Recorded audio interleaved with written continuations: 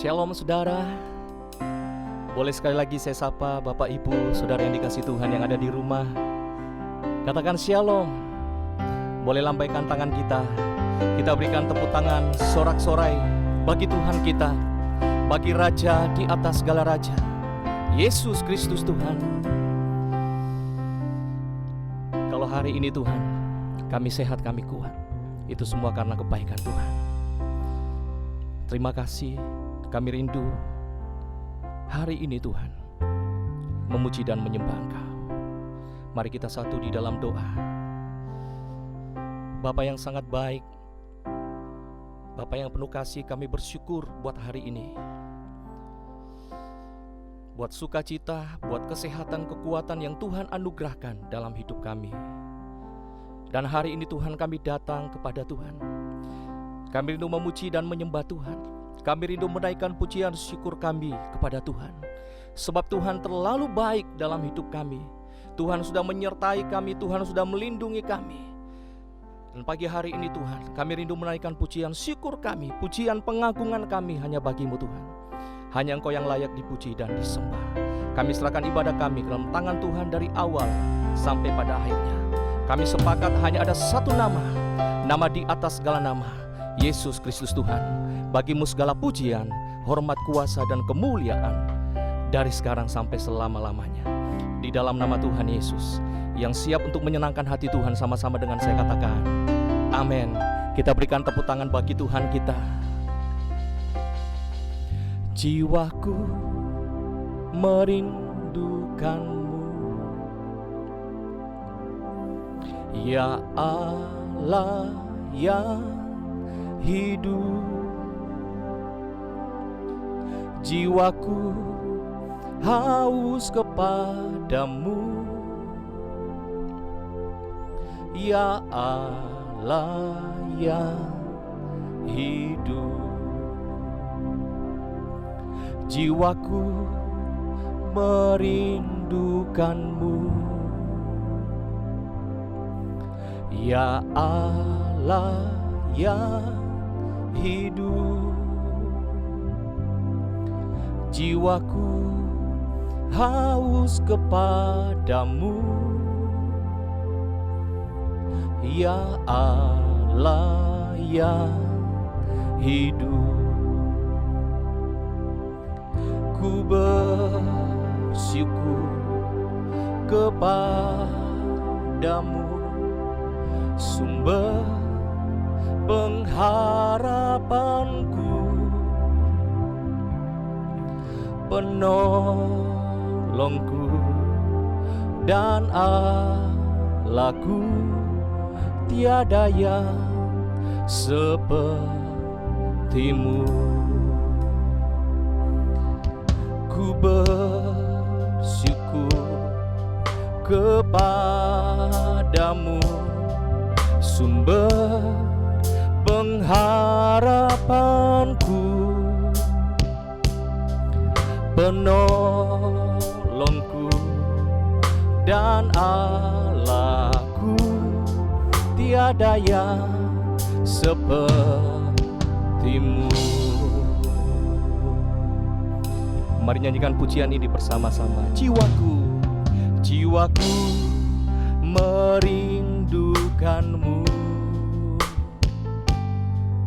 ya Allah yang hidup. Jiwaku haus kepadamu, ya Allah, ya Allah yang hidup. Ku bersyukur kepadamu, sumber pengharapanku, penolongku dan Allahku, tiada yang seperti-Mu. Ku bersyukur kepadamu, sumber pengharapanku,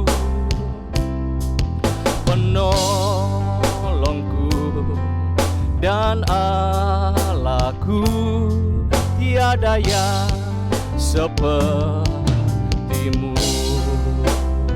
Mari angkat kedua tangan kita, kita bersyukur kepada Tuhan. Ku bersyukur kepadamu, sumber pengharapanku, penolongku dan Allahku. Tiada yang sepertimu, tiada yang sepertimu, tiada yang sepertimu, tiada yang sepertimu.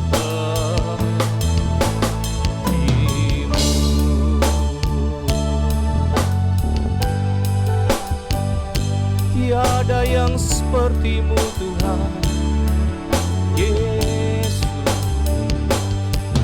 Kau penolong kami, Kau sumber kekuatan kami Tuhan. Terima kasih Yesus.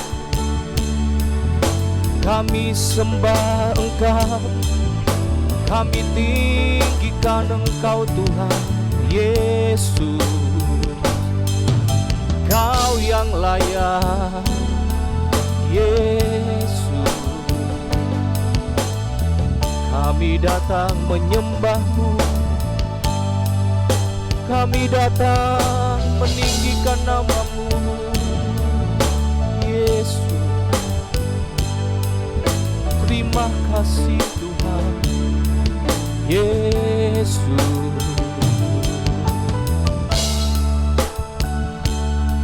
Sungguh tiada yang seperti-Mu, perbuatan-Mu besar, perbuatan-Mu ajaib. Kami sembah Engkau Tuhan Yesus. Kami menyembah-Mu Tuhan pagi hari ini, Pencipta langit dan bumi jagat raya ini. Sungguh hanya Engkau yang layak disembah Tuhan. Sungguh Engkau layak ditinggikan, sebab tidak ada yang seperti Engkau. Engkau Bapa yang baik. Engkau tidak pernah merancangkan yang jahat dalam hidup kami.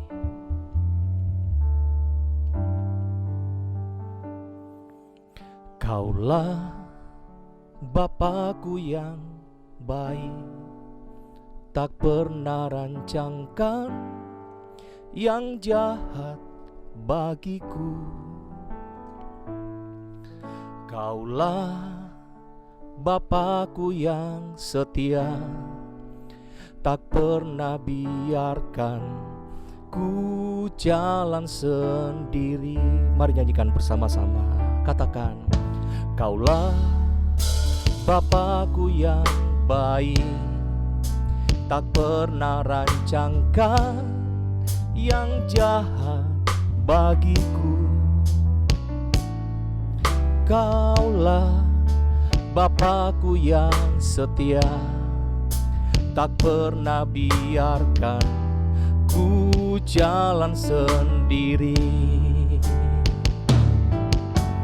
Kasih-Mu bagai embun yang turun setiap pagi, selalu baru bagiku. Janji-Mu menopang hidupku. Ku percaya padamu, Kau Bapa yang baik. Mari katakan, kasih-Mu, kasih-Mu bagai embun yang turun setiap pagi, selalu baru bagiku. Janji-Mu menopang hidupku. Ku percaya padamu, Kau Bapa yang baik. percaya padamu. Kau Bapa yang baik, Kau Bapa yang baik, Kau Bapa yang baik. Kita berikan tepuk tangan sorak-sorai bagi Bapa yang baik, Bapa yang mengasihi kita, yang selalu menyertai kita. Oh haleluya, kami memuji-muji Engkau Tuhan. Kami bersuka cita, sungguh tiada terukur besar kasih setia Tuhan dalam hidup kami.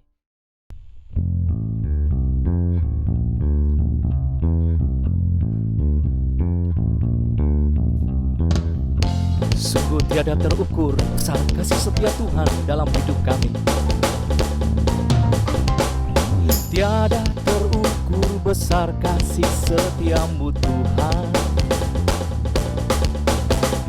Panjang dan lebarnya melebihi lautan, jauh tinggi mengatasi langit, dalamnya tak dapat ku selami. Kasih setiamu besar selamanya, kasih setiamu besar selamanya. Mari nyanyikan. Tiada terukur besar kasih setiamu Tuhan. Katakan panjang dan lebarnya melebihi lautan, jauh tinggi mengatasi langit, dalamnya tak dapat ku selami. Kasih setiamu besar selamanya, kasih setiamu besar selamanya. Hatiku bersyukur, jiwaku memuji, mulutku pun bersorak memuji Engkau Yesus. Ajaib perbuatanmu, besar anugerahmu, takkan berhenti ku memuji namamu. Hatiku bersyukur,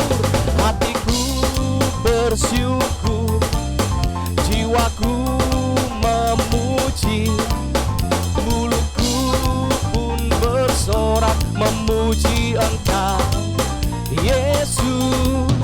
Ajaib perbuatanmu, besar anugerahmu, takkan berhenti ku memuji namamu. Katakan tiada terukur besar kasih setiamu Tuhan. Mari katakan panjang dan lebarnya melebihi lautan, jauh tinggi mengatasi langit, dalamnya tak dapat ku selami. Kasih setiamu besar selamanya, kasih setiamu besar selamanya. Mari bersyukur, katakan hatiku bersyukur, jiwaku memuji, mulutku pun bersorak memuji Engkau Yesus. Ajaib perbuatanmu, besar anugerahmu, takkan berhenti ku memuji namamu. Sekali lagi, hatiku bersyukur, jiwaku memuji, mulutku pun bersorak memuji Engkau Yesus. Ajaib perbuatanmu, besar anugerahmu, takkan berhenti ku memuji namamu. terukur, tiada terukur besar kasih setiamu Tuhan. Katakan panjang dan lebarnya, panjang dan lebarnya melebihi lautan. Jauh tinggi mengatasi langit, dalamnya tak dapat ku selami. Kasih setiamu besar selamanya. Kasih setiamu besar selamanya. Mari dengan suara yang lembut katakan, kasih setiamu besar selamanya. Lebih lembut lagi, nyatakan syukur kita. Kasih setiamu besar selamanya. Mari angkat suara kita, katakan, kasih setiamu besar selamanya. Boleh lebih keras lagi, bersama-sama katakan, kasih setiamu besar selamanya. Yang bersyukur berikan tepuk tangan bagi Tuhan Yesus. Haleluya.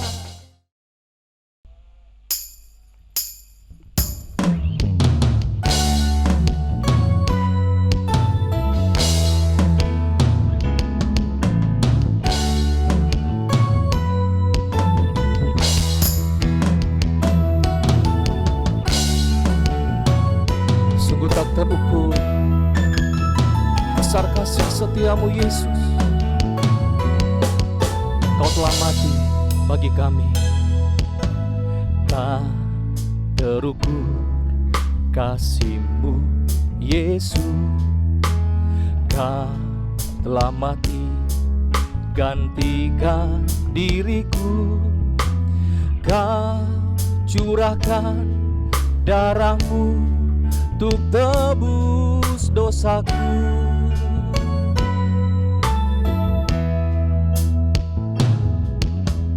Tak terukur kasih-Mu Yesus. Kau telah mati gantikan diriku. Kau curahkan darah-Mu untuk tebus dosaku.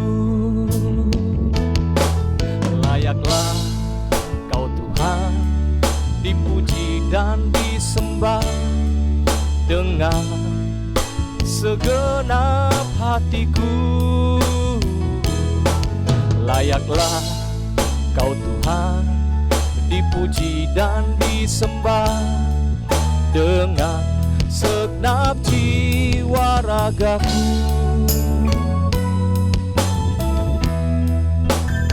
Sungguh Engkau layak disembah Tuhan Yesus, Raja kami, Tuhan kami. Tak terukur kasih-Mu Yesus. Kau telah mati gantikan diriku. Kau curahkan darah-Mu untuk tebus dosaku.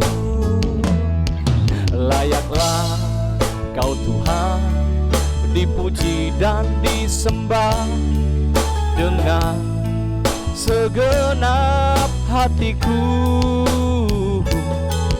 Layaklah Kau Tuhan dipuji dan disembah dengan segenap jiwa ragaku. Katakan, layaklah, layaklah Kau Tuhan dipuji dan disembah dengan segenap hatiku.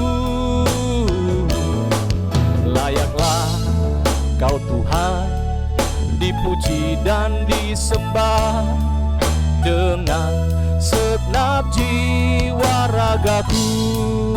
Mari buka kedua tangan kita, angkat tinggi bagi Tuhan. Layaklah, layaklah Kau Tuhan dipuji dan disembah dengan segenap hatiku. Layaklah Kau Tuhan dipuji dan disembah dengan segenap segenap jiwa ragaku. Layaklah Kau Tuhan dipuji dan disembah. Mari sembah Tuhan dengan segenap hatiku. Buka kedua tangan kita.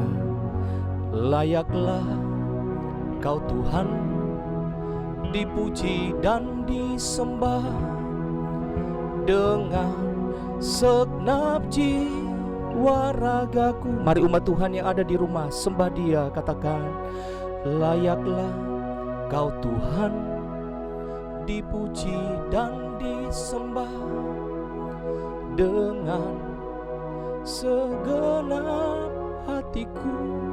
Amin, haleluya.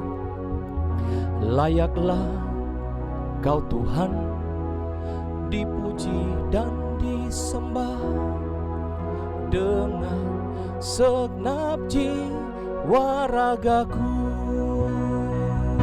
Siapkan hati kita diberkati dengan firman Tuhan. Layaklah Kau Tuhan dipuji dan disembah dengan segenap hatiku. Layaklah Kau Tuhan dipuji dan disembah dengan segenap jiwa ragaku. Dengan segenap jiwa ragaku. Sekali lagi, dengan segenap jiwa ragaku.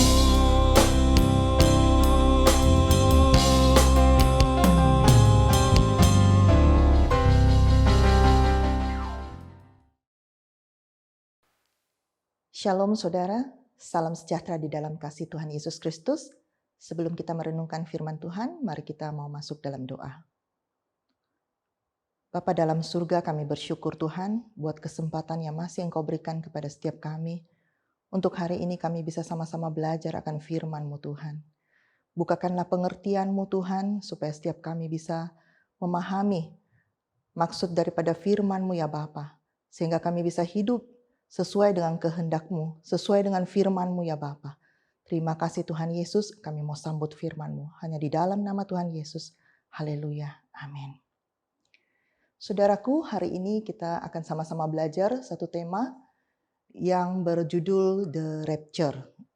Saudaraku, rapture artinya adalah pengangkatan. Nah saudaraku, beberapa hari yang lalu kita telah memperingati hari kenaikan Tuhan Yesus, yaitu peristiwa di mana Tuhan Yesus terangkat ke surga, disaksikan oleh murid-muridnya. Yesus memang telah mati di salib untuk menebus dosa kita, tetapi Ia bangkit dari kematian pada hari yang ketiga. Ia mengalahkan kuasa maut dan 40 hari setelah Ia bangkit, Ia terangkat naik ke surga. Sebelum peristiwa salib, saudaraku, Yesus pernah berkata kepada murid-muridnya dalam Yohanes 14 ayat 1-3. Nah, kita baca bersama-sama. Janganlah gelisah hatimu, percayalah kepada Allah, percayalah juga kepadaku. Di rumah Bapakku banyak tempat tinggal. Jika tidak demikian, tentu aku mengatakannya kepadamu, sebab aku pergi ke situ untuk menyediakan tempat bagimu. Dan apabila aku telah pergi ke situ dan telah menyediakan tempat bagimu, aku akan datang kembali dan membawa kamu ke tempatku, supaya di tempat di mana aku berada, kamu pun berada. Nah, kita lihat di sana dikatakan bahwa aku akan datang kembali, ya, dan membawa kamu ke tempatku. Nah, itu tujuan Tuhan Yesus.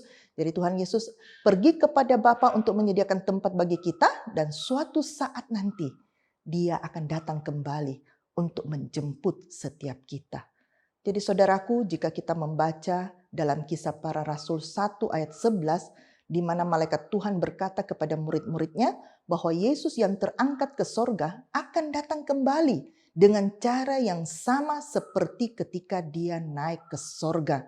Nah, hal ini berarti kedatangan Tuhan Yesus kelak untuk menjemput setiap kita akan sama seperti peristiwa ketika Ia terangkat di awan-awan. Dan kita yang masih hidup pada saat kedatangan Tuhan Yesus di awan-awan akan mengalami pengangkatan atau rapture. Nah saudara, sebelum kita lanjut lebih jauh, mari kita lihat terlebih dahulu tentang dua contoh tokoh Alkitab yang pernah mengalami pengangkatan. Nah, yang pertama itu adalah Henokh. Henokh kita baca di dalam Kejadian 5 ayat 23 sampai 24. Jadi Henokh mencapai umur 365 tahun dan Henokh hidup bergaul dengan Allah.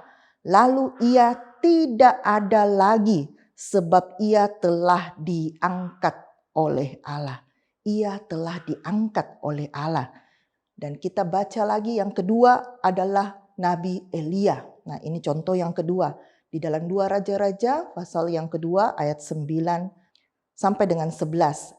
Dan sesudah mereka sampai di seberang, berkatalah Elia kepada Elisa, "Mintalah apa yang hendak kulakukan kepadamu sebelum aku terangkat daripadamu." Jawab Elisa, "Biarlah kiranya aku mendapat 2 bagian dari rohmu." Berkatalah Elia, "Yang kau minta itu adalah sukar, tetapi jika engkau dapat melihat aku terangkat daripadamu, akan terjadilah kepadamu seperti yang demikian. Dan jika tidak, tidak akan terjadi." Ya, di situ perhatikan saudaraku ada kata, "Tetapi jika engkau dapat melihat aku terangkat ya daripadamu." Ya. Dan kita baca lagi ayat yang ke-11. Sedang mereka berjalan terus sambil berkata-kata, tiba-tiba datanglah kereta berapi dengan kuda berapi memisahkan keduanya. Lalu naiklah Elia ke sorga dalam angin badai. Nah saudaraku, kita lihat bahwa Elia juga terangkat. Ya. Nah terpisah dari Elisa. Ya. Dan Elisa menyaksikan itu semua. Elisa adalah saksi bahwa Elia terangkat naik ke sorga. Nah, peristiwa rapture di akhir zaman juga ditulis di dalam 1 Tesalonika 4 ayat 16 sampai 17. Ya, kita baca bersama-sama. Sebab pada waktu tanda diberi, yaitu pada waktu penghulu malaikat berseru dan sangkakala Allah berbunyi, maka Tuhan sendiri akan turun dari sorga dan mereka yang mati dalam Kristus akan lebih dahulu bangkit. Nah, perhatikan di sana dikatakan Tuhan sendiri akan turun dari sorga. Ya. Dan ayat 17 berkata, sesudah itu kita yang hidup, yang masih tinggal akan diangkat bersama-sama dengan mereka dalam awan menyongsong Tuhan di angkasa. Nah, perhatikan dikatakan akan diangkat. Ya, kita yang masih hidup, yang masih tinggal akan diangkat. Ya, demikianlah kita akan selama-lamanya bersama-sama dengan Tuhan. Jadi kejadiannya itu saudaraku adalah pertama-tama mereka yang mati dulu, yang sudah mati di dalam Tuhan, ya, itu mereka akan bangkit, mendapatkan tubuh kemuliaan dan terangkat. Lalu kemudian kita yang masih hidup, ya, juga akan diangkat bersama-sama, ya, dengan Tuhan, ya. Nah, saudaraku, jadi jelas peristiwa pengangkatan ini adalah nubuatan yang akan digenapi di akhir zaman. Nah, semua itu akan terjadi walaupun mungkin pada masa ini banyak orang yang tidak percaya, bahkan menertawakannya. Nah, mari kita baca di dalam 2 Petrus 3 ayat 3 sampai 4. Nah, yang terutama harus kamu ketahui ialah bahwa pada hari-hari zaman akhir, perhatikan hari-hari zaman akhir, akan tampil pengejek-pengejek dengan ejekan-ejekannya, yaitu orang-orang yang hidup menuruti hawa nafsunya. Kata mereka, di manakah janji tentang kedatangannya itu? Sebab sejak bapa-bapa leluhur kita meninggal, segala sesuatu tetap seperti semula pada waktu dunia diciptakan. Nah, saudaraku, akan banyak orang yang mengejek ya dengan ejekan-ejekannya, ya, mengatakan bahwa di mana janji tentang kedatangan Tuhan? Kok Tuhan tidak datang-datang juga? Sampai saat ini juga masih seperti dulu saja, ya. Nah, mari kita baca ya. Peristiwa pengangkatan ini juga pernah disampaikan oleh Yesus sendiri dalam Matius pasal 24 ya, ayat 29 sampai dengan 31. Nah, segera sesudah siksaan pada masa itu, matahari akan menjadi gelap dan bulan tidak bercahaya dan bintang-bintang akan berjatuhan dari langit dan kuasa-kuasa langit akan goncang.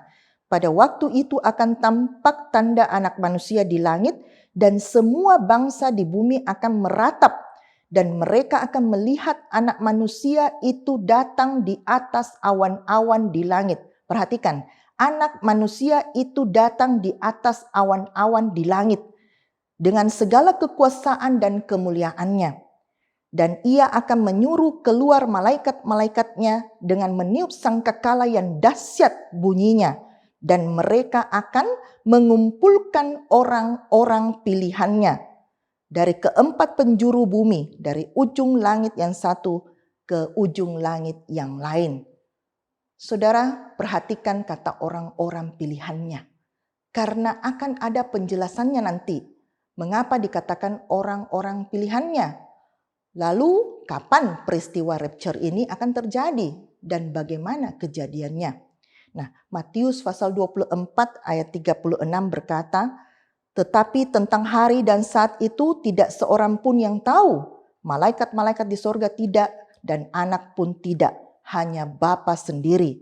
Dan 1 Tesalonika 5 ayat 1 sampai 2 berkata, tetapi tentang zaman dan masa, saudara-saudara, tidak perlu dituliskan kepadamu, karena kamu sendiri tahu benar-benar bahwa hari Tuhan datang seperti pencuri pada malam.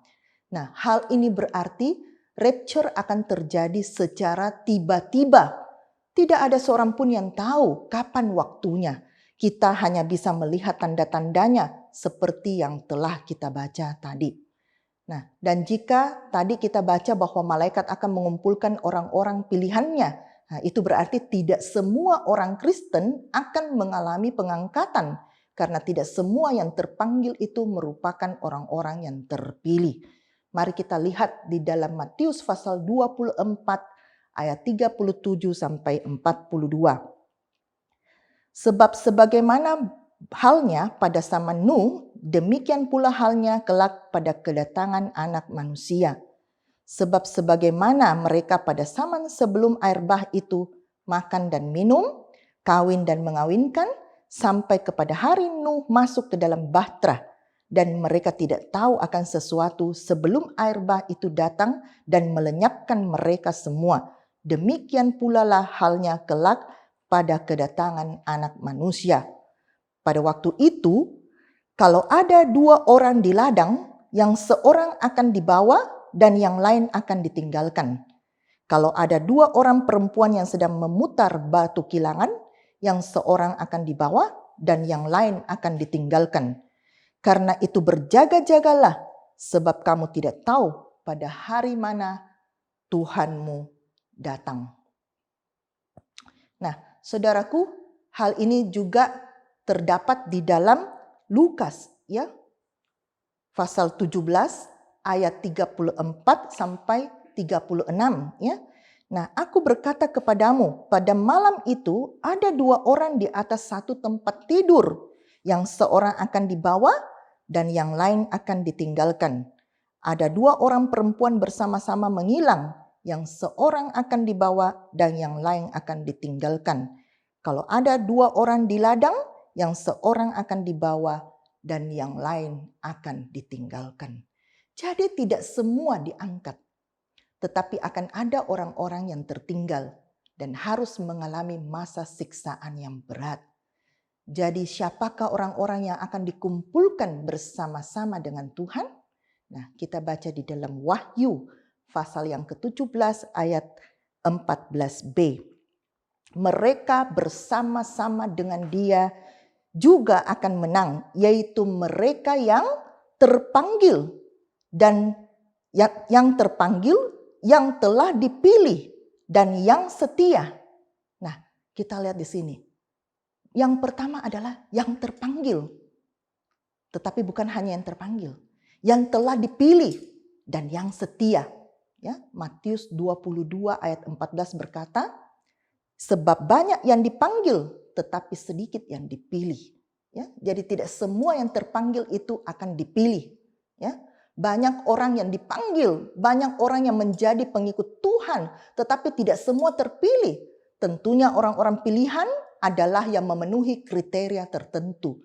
Jadi tidak semua terpilih, namun bukan hanya menjadi yang terpilih, melainkan harus setia sampai akhir. ya. Kita baca di dalam Matius 24 ayat yang ke-13. Tetapi orang yang bertahan sampai pada kesudahannya akan selamat. Jadi langkah akhir kita sangat menentukan. Karena itu sikap berjaga-jaga sangatlah diperlukan karena kita tidak pernah tahu kapan Tuhan akan datang. Nah, sebagai contoh kita melihat bahwa Yudas Iskariot sekalipun dia pernah menjadi murid Kristus, bahkan termasuk dalam 12 murid, ia akhirnya binasa karena tidak setia. Yudas telah mengkhianati Yesus dan setelah itu dia tidak bertobat dan tidak kembali kepada Yesus, malah mengakhiri hidupnya dengan cara bunuh diri.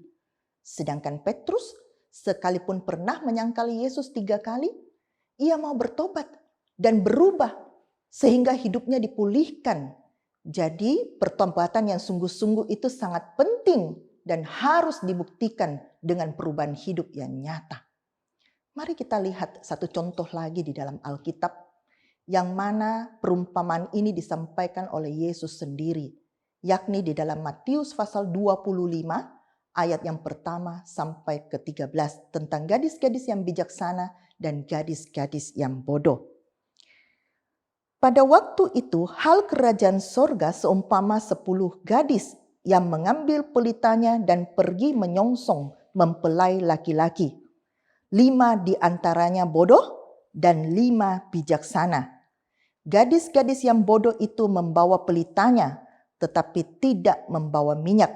Sedangkan gadis-gadis yang bijaksana itu membawa pelitanya dan juga minyak dalam buli-buli mereka.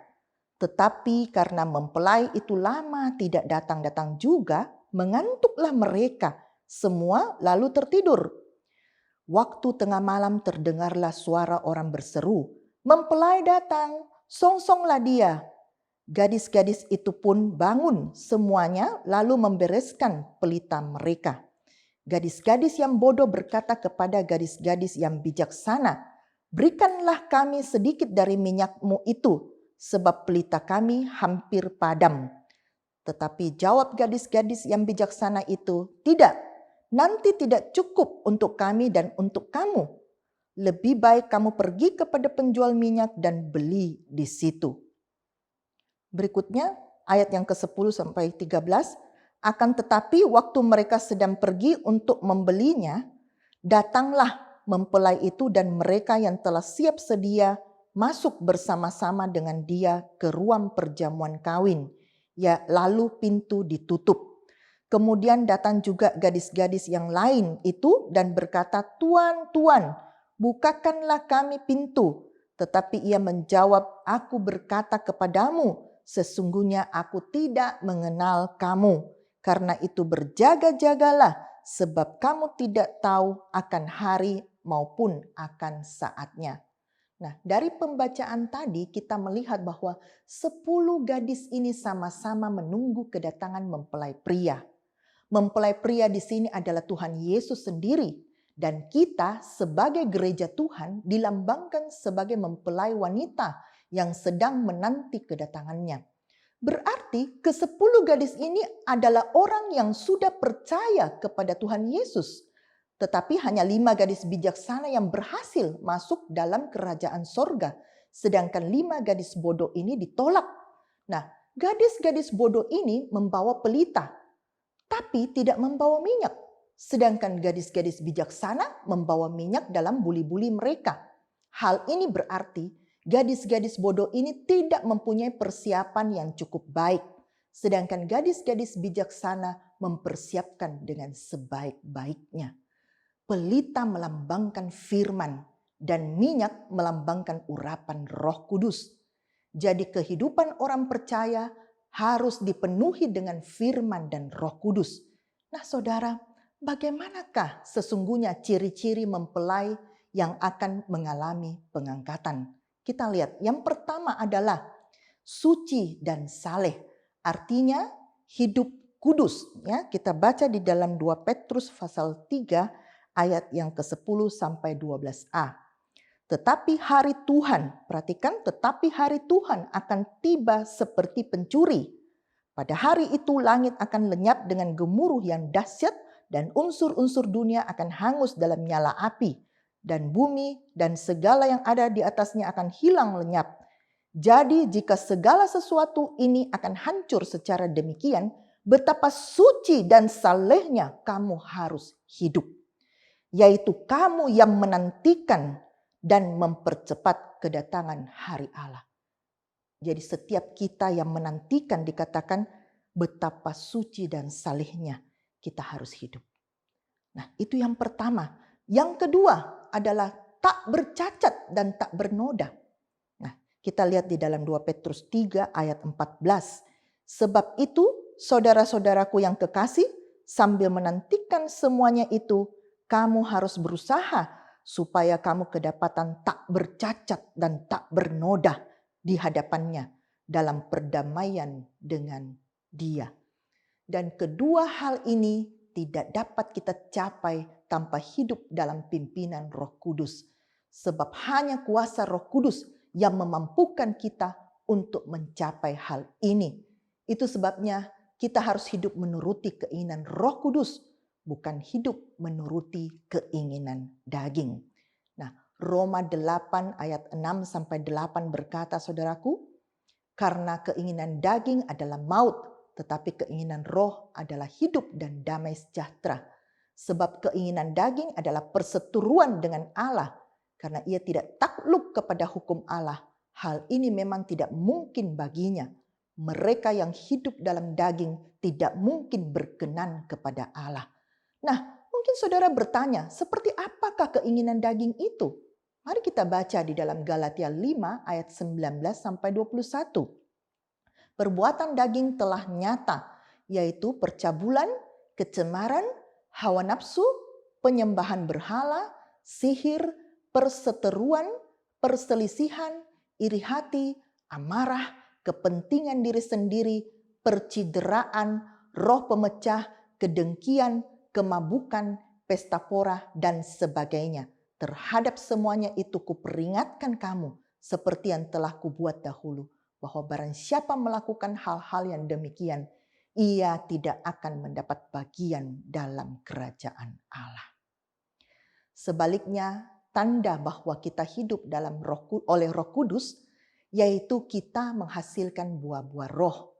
Ya, Galatia 5 ayat 22-23. Tetapi buah roh ialah kasih, sukacita, damai sejahtera, kesabaran, kemurahan, kebaikan, kesetiaan, kelemah lembutan, penguasaan diri.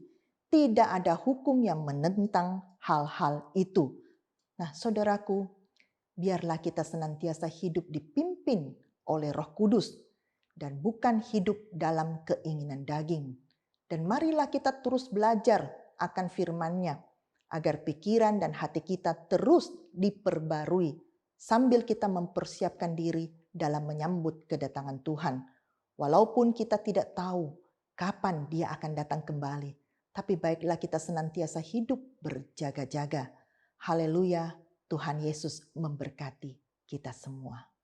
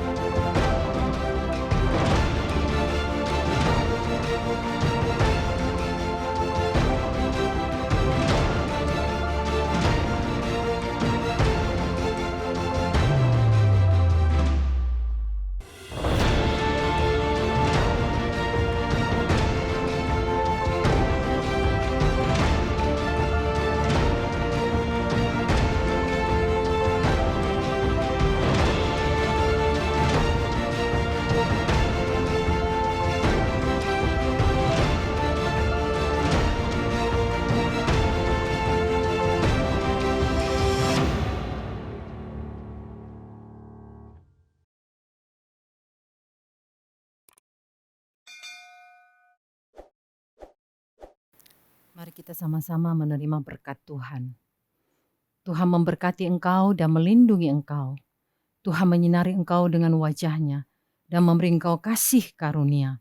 Tuhan menghadapkan wajah-Nya kepadamu dan memberi engkau damai sejahtera. Biarlah berkat, kasih, dan penyertaan Roh Kudus menuntun kita sekarang sampai selama-lamanya. Amin.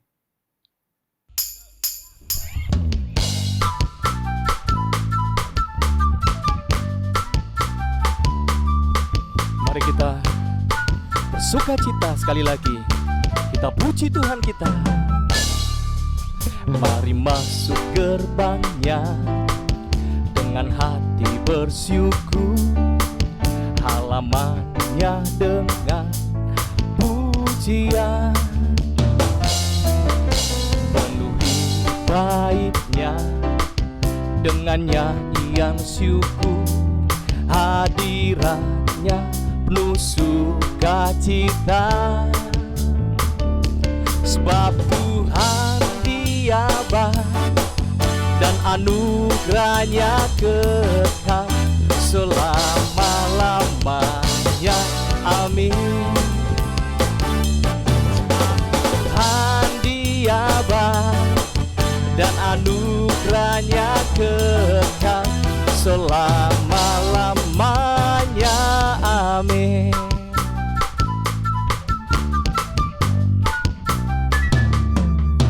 Mari masuk gerbangnya dengan hati bersyukur, halamannya dengan pujian, penuhi baitnya dengan nyanyian syukur, hadiratnya penuh sukacita. Sebab Tuhan Dia baik dan anugerahnya kekal selama-lamanya. Amin. Sebab Tuhan Dia baik dan anugerahnya kekal selama-lamanya. Amin. Boleh lambaikan tangan kita semuanya bersama-sama. Sebab Tuhan Dia baik dan anugerahnya kekal selama-lamanya. Amin.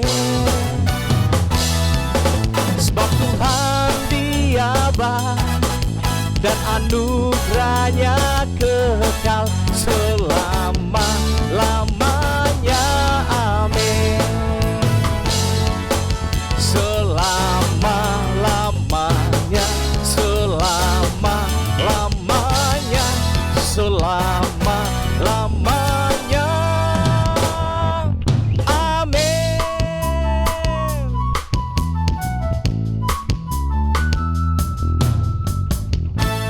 Sungguh Engkau baik Tuhan Yesus. Kami memuji Engkau sampai selama-lamanya.